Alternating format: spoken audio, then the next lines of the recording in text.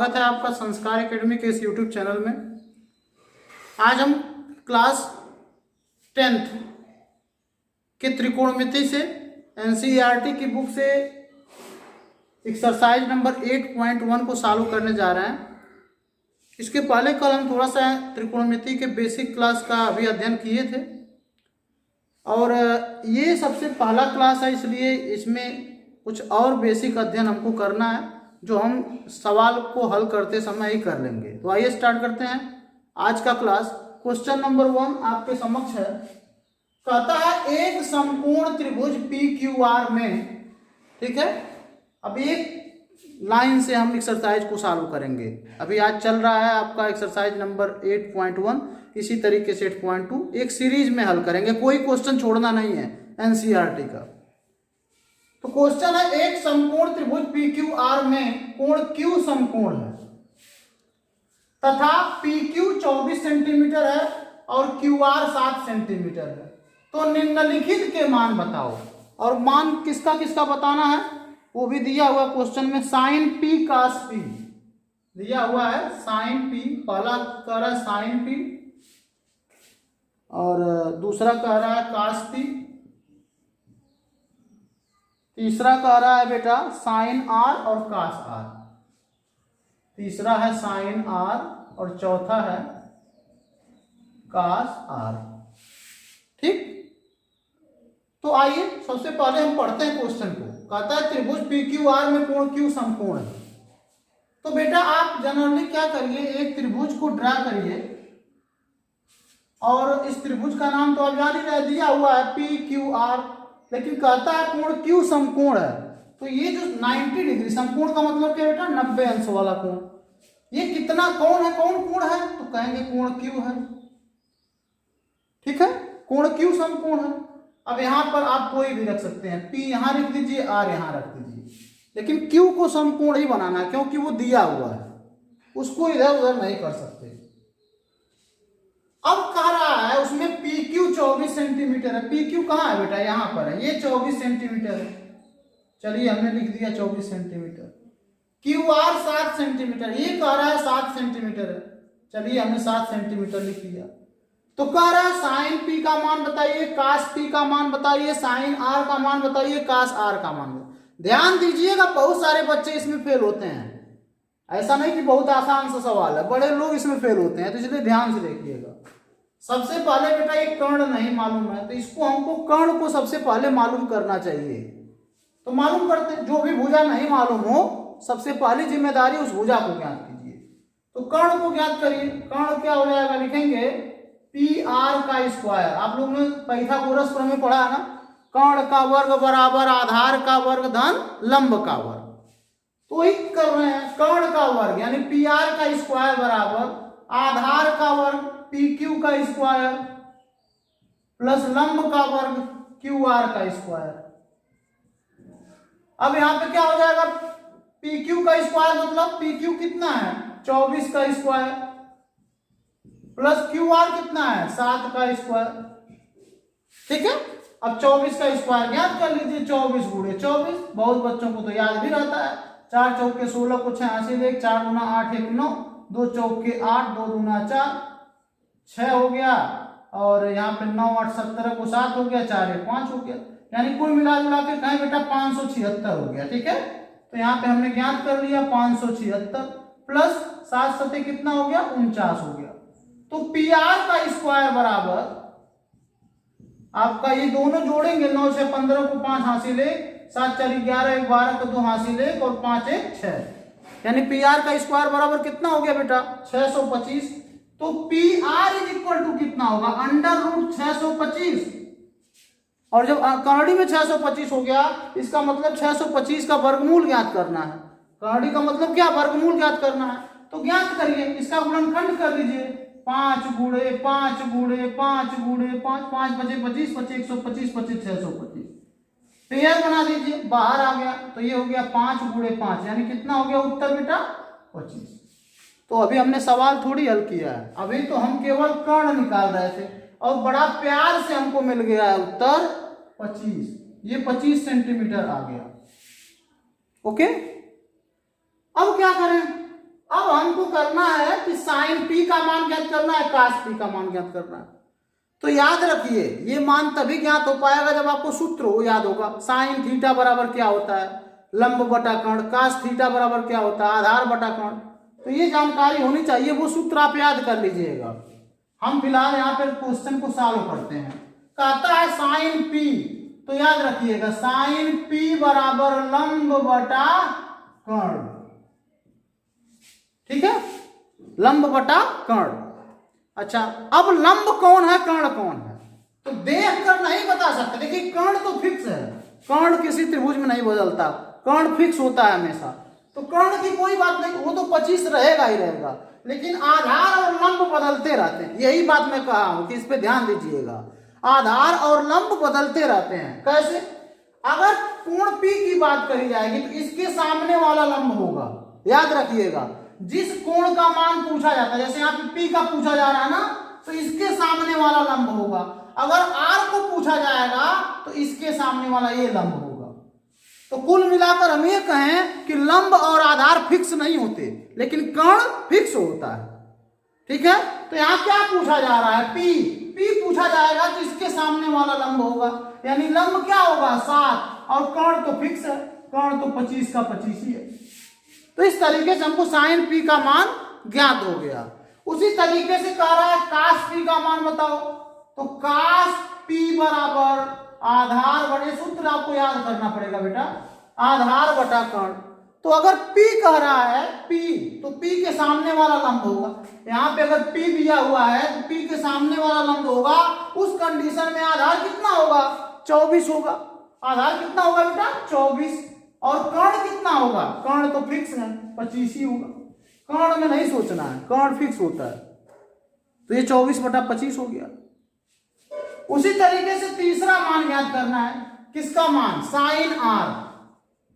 Sign R इसके बराबर भी लंब बटा कर्ण होता है। क्या होता है बेटा, लंब बटा कर्ण होता है। लेकिन फर्क क्या हो गया, फर्क है इस बार R पूछ रहा है, और जब कोण R का मान पूछेगा तो R के सामने वाला लंब होगा, यानी अब लंब 24 हो गया।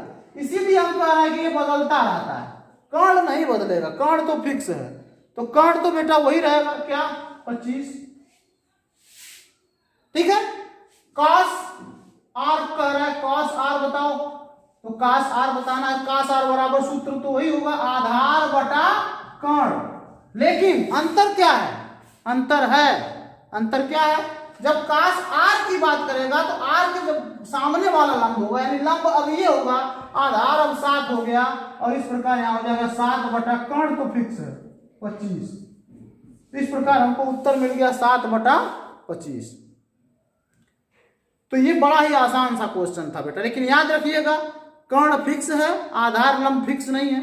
जिस कोण के बारे में पूछेगा उसके सामने वाला लंब होगा, जो बचेगा वही आधार होगा। इस मेथड के साथ चलेंगे तो आप कभी भी दिक्कत में नहीं आएंगे। इसको नोट कर लीजिए। आकृति में tan P cot R, tan P minus cot R का मान बताइए। तो यहाँ पे एक आकृति आपके सामने दिया हुआ है, ठीक है, इसी की सहायता से हमको tan P और cot R का मान ज्ञात कीजिए, करना है, कोई दिक्कत नहीं। इसको हमको पहले ज्ञात करना पड़ेगा। तो आप लोग जानते हैं पाइथागोरस का प्रमेय, लिखेंगे त्रिभुज, यहां से लिखते हैं बेटा, त्रिभुज PQR में कोण की Q क्या है बेटा, 90 डिग्री है। कोण Q कितना है, 90 डिग्री। ऐसा क्यों लिखते हैं, ऐसा इसलिए लिखते हैं क्योंकि पाइथागोरस प्रमेय समकोण त्रिभुज में ही अलाउ करता है, अप्लाई होता है। तो हम पहले ये दर्शाने का प्रयास करते हैं कि ये समकोण त्रिभुज है, तो ये समकोण त्रिभुज है।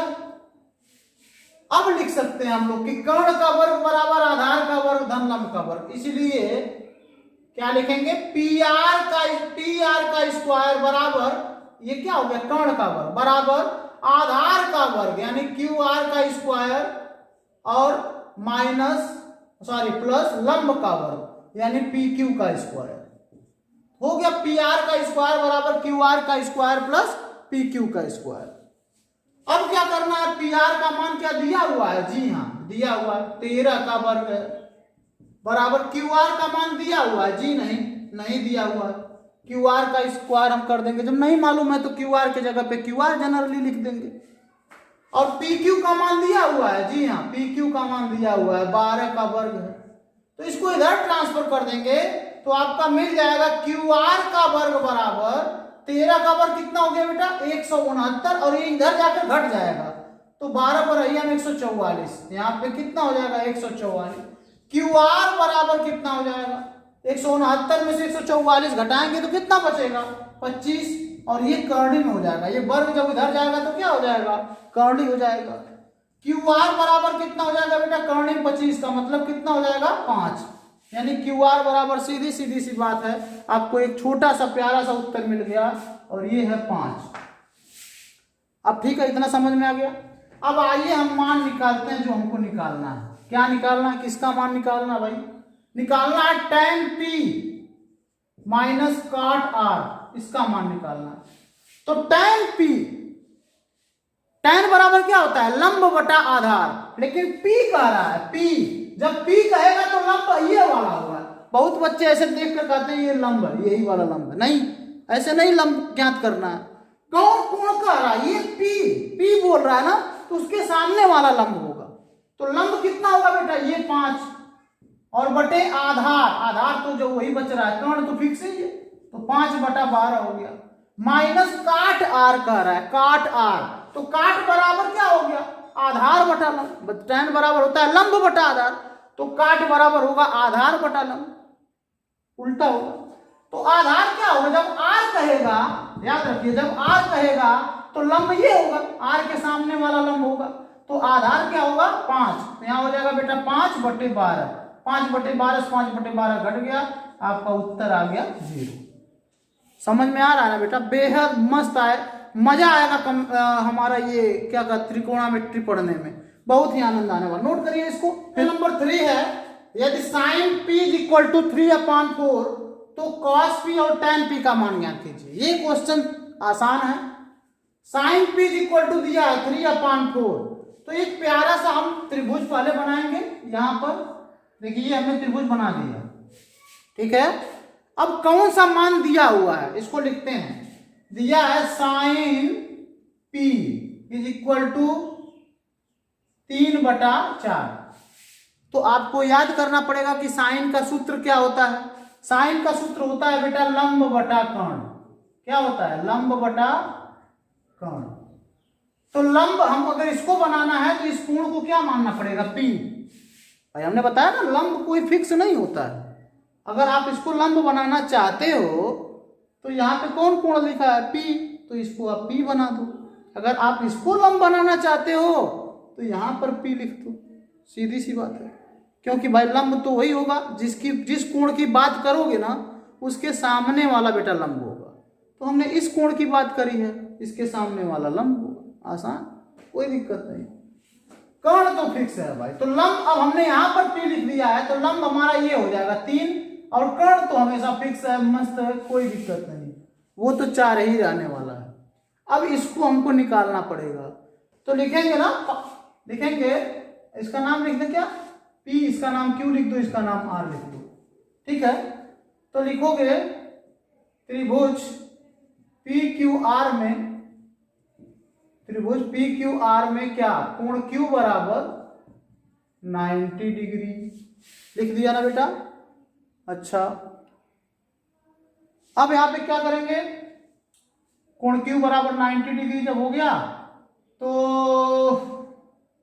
इसलिए कर्ण का वर्ग बराबर यानी कि PR का वर्ग बराबर आधार का वर्ग धनलंब का वर्ग यानी PQ का वर्ग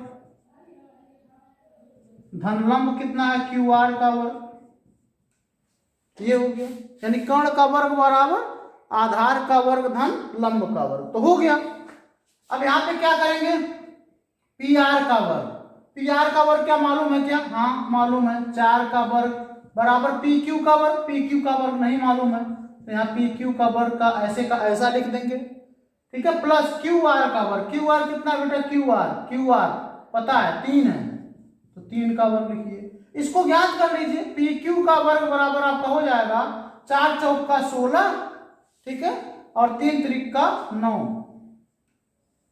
ये 9 इधर आके घट जाएगा, 4 चौका 16 में से 3 3 का 9 घट जाएगा। ठीक है बेटा, अब यहाँ पे कितना हो जाएगा, 16 में से 9 गया 7, तो पी क्यू का वर्ग हो जाएगा आपका 7। पी क्यू बराबर कितना हो जाएगा, करणी में 7। कितना हो जाएगा बेटा, करणी में 7। तो ये हमारा करणी में 7 हो गया। अब हम लोग को क्या याद करना है, cos p, तो लिखेंगे cos p बराबर आधार बटा कर्ण, आधार बटा कर्ण। सूत्र तो आपको याद रहना चाहिए। तो cos p बराबर आपका हो गया आधार बटा कर्ण। आधार कितना है, जब p को हम मान रहे हैं तो लंब ये होगा, आधार ये होगा, यानी करणी में 7 और बटा कर्ण तो फिक्स है 4। और tan p कह रहा है, tan p बताओ, तो tan p बराबर सूत्र होता है लंब बटा आधार, और tan बराबर क्या होता है, लंब बटा आधार। ठीक है, तो लंब बटा आधार के बेस पे अगर हम सवाल को हल करेंगे, लंब क्या होगा, अगर p को मान रहे हैं तो लंब ये होगा 3 और आधार क्या होगा, करणी में 7। इस तरीके से ये आपका उत्तर हो जाएगा। ठीक है बेटा, बेहद आसान था, इसको आप नोट कर लीजिए। कहता है यदि काट a बराबर 8, कितना कहता है बेटा, यदि काट a बराबर 8 हो तो साइन a तथा सेक a का मान ज्ञात कीजिए।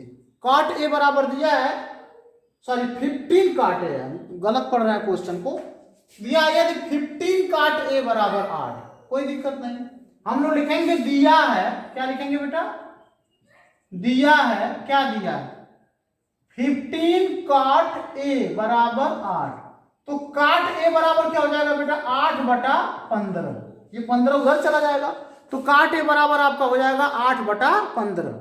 ठीक है, अब यहाँ पे एक छोटा सा त्रिभुज बनाएंगे और यहाँ पर लिख देंगे a, या यहाँ पर a लिख दीजिए, यहाँ पे b लिख दीजिए, यहाँ पे c लिख दीजिए।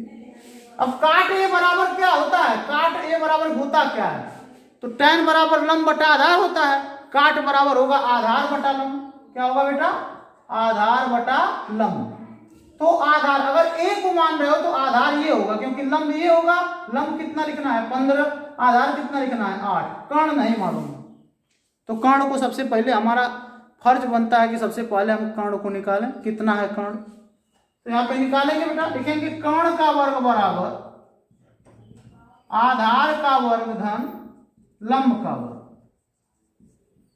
तो आधार कितना है 8 का वर्ग और कर्ण सॉरी लंब कितना है 15 का वर्ग।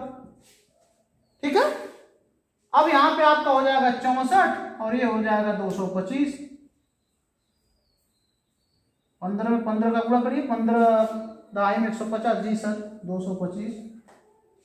अब यहाँ पे पूरा कैलकुलेशन करेंगे तो 5 4 9 हो गया, 6 2 8 हो गया और 2 हो गया, 289 हो गया। ठीक है, कितना हो गया कुल 289। अब यहाँ पे अगर कर्ण को निकालेंगे, कर्ण बराबर तो 289 कर्ण ही हो जाएगा आपका। दिखाई दे रहा है ना बेटा, शायद आपको दिखाई नहीं दे रहा है, थोड़ा सा हम इसको चुकाते हैं, अब देखिए दिखाई दे रहा होगा, कर्ण में 289 हो गया। अब 289 का गुणनखंड हमको सॉरी वर्गमूल ज्ञात करना है, तो 17 का 17 गुणे 17 करोगे, 7 7 49 49 4 7 1 कम 7 4 11 1 7 7 और 1 1 कम 1 9 7 1 8 और 1 1 2, देखिए 17 हुआ ना, तो यहाँ पे 17 हो जाएगा। तो यहाँ पे हम मान कितना रख देंगे 17।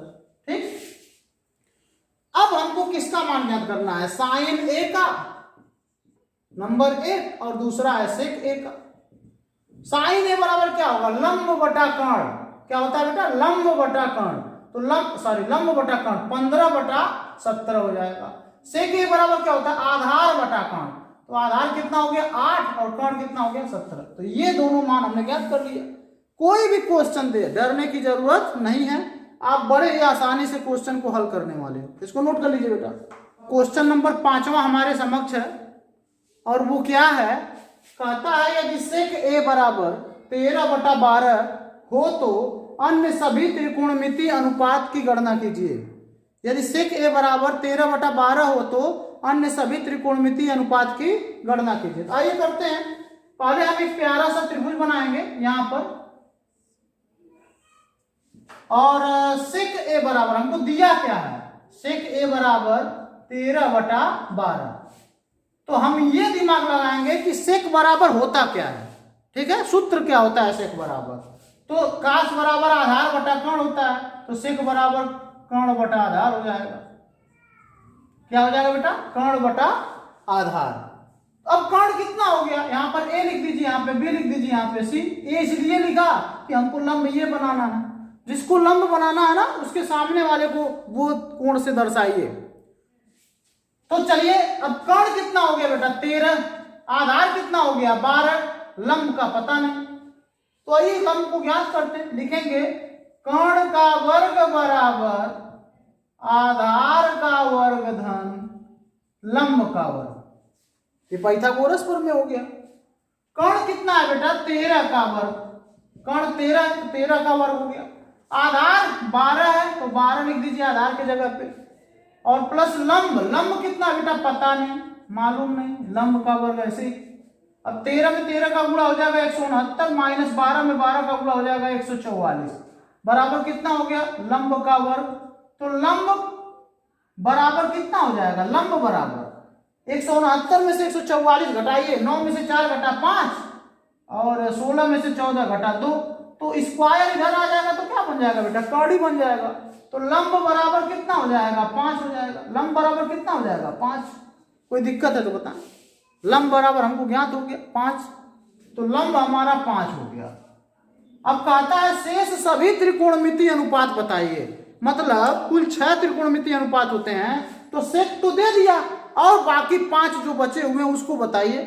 तो बताते हैं, देखिए बेटा पहले तो साइन निकालते हैं, साइन ए बराबर लंब बटा कर्ण होता है, लंब कितना है 5, कर्ण कितना है 13, तो यहाँ 5 बटा 13 हो गया।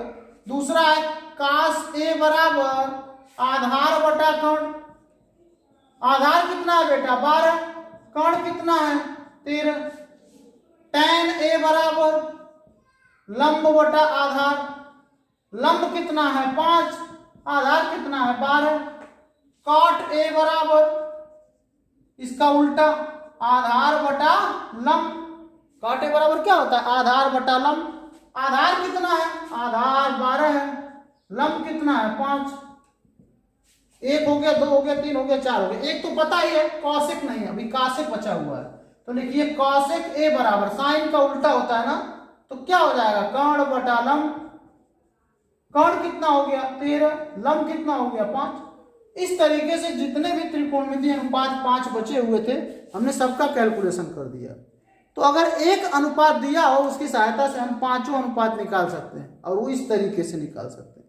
इसको नोट कर लीजिए बेटा, किसी समकोण त्रिभुज में कोण ए तथा कोण बी न्यून कोण हो, जहां cos ए बराबर cos बी हो, तो दिखाइए कि कोण ए बराबर कोण बी, कोण ए बराबर कोण बी, ये प्रूव करना है। तो आइए दिखाते हैं बेटा, सबसे पहले एक समकोण त्रिभुज बनाते हैं, ये रहा हमारा समकोण त्रिभुज, और जहां कहता है कोण ए भी न्यून कोण हो और कोण बी भी न्यून कोण, ये दोनों न्यून कोण हो, ये दोनों न्यून कोण हो, ठीक है, बाकी सब नहीं जानते लेकिन ये दोनों कोण न्यून कोण हो। तो इसको सी मान लीजिए, ये 90 डिग्री है, ये तो न्यून कोण है नहीं, ये तो 90 अंश का है, समकोण है। अब कहता है कि cos ए बराबर cos बी, तो हम लोग लिखेंगे, यहां पर लिख रहे हैं दिया है, क्या दिया है cos ए बराबर cos बी। अब cos ए बराबर क्या होगा, cos ए बराबर अगर ए को मानोगे ना तो लंब बेटा ये होगा, यानी लंब क्या है BC, cos ए बराबर हम लिख सकते हैं BC, सॉरी cos ए बराबर लंब से नहीं मतलब है, लंब ये होगा आधार बटा कर्ण होता ना, cos ए बराबर क्या होगा आधार बटा कर्ण, तो लंब ये होगा, आधार क्या होगा AC, और बटा कर्ण तो हमेशा फिक्स है AB ही होगा, बराबर cos B, अगर B को मानोगे ना तो लंब ये होगा आधार ये होगा, तो यहां पे हो जाएगा आपका BC, आधार क्या हो जाएगा BC, और बटा कर्ण तो फिक्स है बेटा AB। हमारी बात समझ में आई ना, अरे भाई cos ए बराबर आधार बटा कर्ण, तो ए को मानोगे तो लंब ये होगा आधार ये होगा, आधार AC और बटा कर्ण AB हो गया।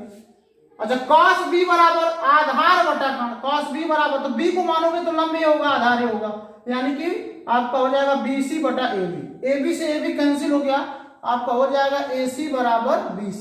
ये हमको मिल गया, यानी हमको क्या पता चल गया कि AC यानी ये बराबर है BC के, AC ये है ना, AC बराबर आपको पता चल गया BC, यानी ये दोनों भुजाएं अब क्या हैं, बराबर, ये दोनों भुजाएं बराबर, ठीक है। तो बराबर भुजाएं बराबर कोण अंतरित करती हैं, समान भुजाएं समान कोण अंतरित करती हैं। तो ये जब दोनों भुजाएं बराबर हो गई तो इनके सम्मुख के जो कोण हैं ये भी बराबर होंगे, इसलिए हम लिख सकते हैं कोण A बराबर कोण B। ठीक है बेटा, कोण A बराबर कितना हो जाएगा, कोण B हो जाएगा। क्यों? क्योंकि ये दोनों भुजाएं बराबर हैं, बराबर भुजाओं के सम्मुख कोण बराबर होते हैं, तो ये भी क्या होंगे, बराबर होंगे। तो इस प्रकार आप इसको लिख सकते हो डायरेक्टली, कोई दिक्कत नहीं, इसको आप नोट कर लीजिए। देखिए बेटा, क्वेश्चन हमारा है कि यदि cot अल्फा बराबर 7/8, ठीक है, cot अल्फा बराबर क्या है, 7/8 है, तो निम्नलिखित मानों का परिकलन कीजिए। जो भी अभी और भी क्वेश्चन है, अभी तो हमें एक ही यहाँ पे लिखे हैं, और क्वेश्चन है बेटा, तो निम्नलिखित मानों का क्या करना है, परिकलन करना है। तो आइए करते हैं, थोड़ा सा इसको इधर करते हैं, दिखाई नहीं दे रहा आपको, ये रहा 1 plus sine alpha under bracket 1 minus sine alpha upon 1 plus cos alpha under bracket 1 minus cos alpha, इसका मान ज्ञात करना है। कोई दिक्कत नहीं, पहले एक प्यारा सा त्रिभुज आप बना लीजिए, ये हमारा त्रिभुज हो गया, ठीक है। दिया क्या है, cot अल्फा, क्या दिया है बेटा, cot अल्फा बराबर 7/8। cot बराबर क्या सूत्र होता है, इसको पहले जानकारी करनी पड़ेगी। तो tan बराबर होता है लंब बटा आधा। अच्छा, अल्फा यहाँ दिया है तो आप यहाँ पर अल्फा लिख दीजिए, क्योंकि लंब हमको इसी को बनाना है, तो इसलिए हम उसको अल्फा लिखेंगे। तो tan बराबर लंब बटा आधार होता है, इसके बराबर हो जाएगा आधार बटा लंब। क्या हो जाएगा बेटा, आधार बटा लंब। तो जब ये हमारा अल्फा मान लिया तो ये हमारा आधार हो जाएगा, यानी 7, और ये जो होगा हमारा लंब होगा 8, ठीक है। अरे भाई, आधार कितना हो जाएगा 7, लंब कितना हो जाएगा 8, क्योंकि tan बराबर होता है लंब बटा आधार, तो cot बराबर हो जाएगा आधार बटा लंब। अब इसी की सहायता से ये ज्ञात कर लीजिए, तो क्या ज्ञात करोगे, कर्ण का वर्ग बराबर आधार का वर्ग और प्लस लंब का वर्ग। आधार कितना है बेटा, आधार तो आपका 7 है, तो 7 का वर्ग और प्लस लंब कितना है, 8 का वर्ग। तो कितना हो जाएगा बेटा, 7 7 49 और 8 9 64, ठीक है भाई। आधार का वर्ग कितना होगा, 7 का वर्ग, और लंब का वर्ग कितना होगा, 8 का वर्ग, 49 प्लस 64 हो गया। अब इसको ज्ञात करोगे तो 9 4 13 को 3 हासिल 1, और 6 4 10 और 1 11। बड़ा अजीब सा नंबर आ रहा है बेटा, फिर से एक बार कैलकुलेशन कर लेते हैं, हो सकता है कहीं मिस्टेक हो। cot अल्फा बराबर दिया है 7/8, चलिए cot अल्फा बराबर हो जाएगा 7, और आधार और लंब। एक बार मैं क्वेश्चन को थोड़ा सा मिला लेता हूं बेटा, चलिए। तो यहाँ पे क्या हो गया, कर्ण बराबर हमको मालूम हो जाएगा करणी में 113, इसलिए बेटा चेक किया है क्वेश्चन कि ये थोड़ा सा अजीब आ रहा है, नहीं करणी में वर्गमूल वर्गमूल निकलता तो ठीक लगता, लेकिन चलो जब वो वैसा ही दिया ही है तो हमको लगाना ही पड़ेगा। कर्ण बराबर कितना हो गया, करणी में 113। अब आइए, ये हो गया हमारा करणी में 113। अब इसमें मान रखते हैं, कहता है 1 plus sine alpha, sine alpha माने लंब बटा कर्ण, तो कितना हो जाएगा बेटा, 8 बटा करणी में 113, और 1 माइनस साइन अल्फा 8 बटा करणी में 113 बटे 1 plus cos alpha, cos alpha इस बार दिया है, तो कास बराबर आधार बटा कर्ण, यानी 7 बटा करणी में 113, और यहां पर हो जाएगा 1 माइनस कास अल्फा, तो क्या हो जाएगा 1 माइनस कास 7 बटा करणी में 113।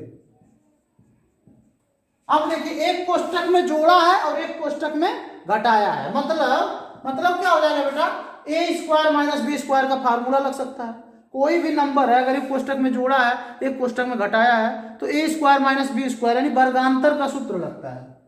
तो यहाँ पे आप कर सकते हो ए प्लस बी और A minus B is equal to A square minus B square. A square कितना होगा, 1 का वर्ग माइनस बी स्क्वायर, यानी कि 8 बटा कर्ण में 113 का वर्ग। ऐसे वही हाल नीचे भी होगा, 1 का वर्ग माइनस 7 बटा कर्ण में 113 का वर्ग। अब यहाँ पे क्या होगा, यहाँ पे हल करते हैं बेटा, दिखाई दे रहा है ना, यहाँ पे हल करते हैं तो 1 का वर्ग कितना हो जाएगा 1 और माइनस 8 का वर्ग 64 और बटे 113। उसी तरीके से नीचे होगा 1 माइनस 7 का वर्ग 49 बटा 113। अब क्या हो जाएगा 113 माइनस 64 बटा 113, और यहाँ पे हो जाएगा 113 माइनस 49 बटा 113। 113 से 113 बेटा कैंसिल हो गया, यहाँ 113 में से 64 घटाइए, 13 में से 4 गया 9, और यहाँ पे बचा 10 में से 6 गया 4 49, और यहाँ पे 13 में से 9 गया 4, और यहाँ पे बचा 10, ठीक है, 10 में से 4 गया 6, तो 49 बटा 64 आपका पूरा उत्तर आएगा। समझ में आया ना, कुछ नहीं करना है, यहाँ पे पहले जो नहीं मालूम था उसको ज्ञात कर लिया और उसकी सहायता से साइन अल्फा और कास अल्फा का मान निकाल लिया और इसी में रख दिया, उत्तर आ गया। कैलकुलेशन कर लीजिए आप लोग, निकालिए बेटा, लिखिए इसको। हाँ देखिए बेटा, तो क्वेश्चन नंबर हमारा दूसरा है, इसी सवाल का जो दूसरा पार्ट है, जैसे सारा मान तो निकालना ही था, अब इसी में कह रहा है हमको काट स्क्वायर अल्फा का भी मान निकाल के बता दो। तो कोई दिक्कत नहीं, काट अल्फा का मान तो पता ही है यार, काट स्क्वायर अल्फा बराबर कर देंगे 7/8 का स्क्वायर, भाई स्क्वायर ही केवल करना है। तो 7 7 49 हो गया और 8 8 64 हो गया। इस तरीके से आपने काट स्क्वायर अल्फा का मान निकाल लिया। तो ये रहा बेटा क्वेश्चन नंबर 6 तक, ठीक है, आप इसको नोट कर लीजिए। तो आज की क्लास में बेटा बस इतना ही, कल पुनः मिलते हैं एक नए क्वेश्चन के साथ, कुछ नए क्वेश्चन के साथ। अभी एक्सरसाइज बचा हुआ है, अब कल अगले क्लास में जो बचे हुए क्वेश्चन इसको सॉल्व किया जाएगा। तब तक के लिए अपना ध्यान रखते रहिए, आपका दिन शुभ हो।